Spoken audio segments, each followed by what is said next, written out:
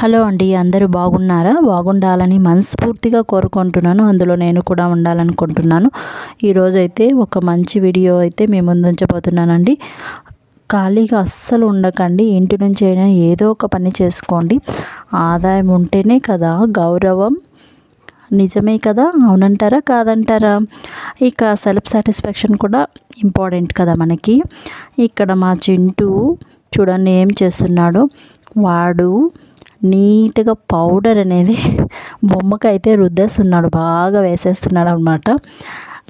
ఎంత బాగా ఆడుకుంటాడో చూడండి. మీరు ఎండింగ్ వరకు ఆ వీడియోని చూస్తూనే ఉండండి. ఎవరైనా సబ్స్క్రైబ్ చేసుకోకుండా ఉంటే కనుక ప్లీజ్ సబ్స్క్రైబ్ చేసుకొని చూడండి మా వీడియోని. మరైతే వీడియో స్టార్ట్ చేస్తామా? ఎప్పుడు మనం అనేది బిజీగానే ఉండాలండి. మన ప్రొడక్టివిటీ కరెక్ట్గా ఉండాలి. టైం మేనేజ్మెంట్ అనేది ఉండాలి కదా. టైంని ఎప్పుడు మేనేజ్ చేస్తూ ఉండాలి. ఒక టైం మనకు అనేది వస్తుంది కదా, ఆ టైంలో మనము బాగా చేసుకొని మన పని మనం చేసుకొని ఉండాలి. ఒకప్పుడు గత అంటే మనము ఒకప్పుడు ఖాళీగా ఉన్నాము, ఇప్పుడు ఖాళీగా ఉంటామంటే కుదరదు కదా.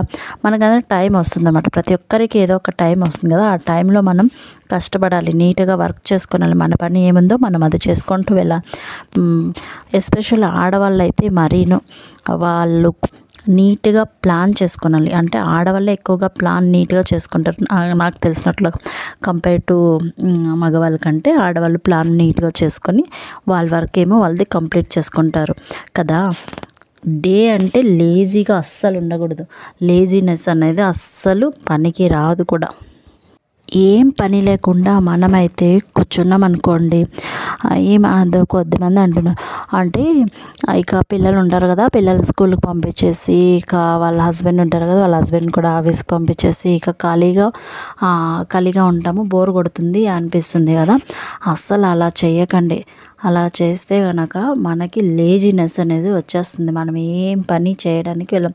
ఓన్లీ ఇక అమ్మలక్కలతో ముచ్చట్లు, మనం ఊరికే ఉంటామా చెప్పండి, వాళ్ళతో వీళ్ళతో మాట్లాడతాము, అది ఎక్కడికెక్కడికో వెళ్తుంది, మళ్ళీ ప్రాబ్లమ్స్ తీసుకొస్తుంది.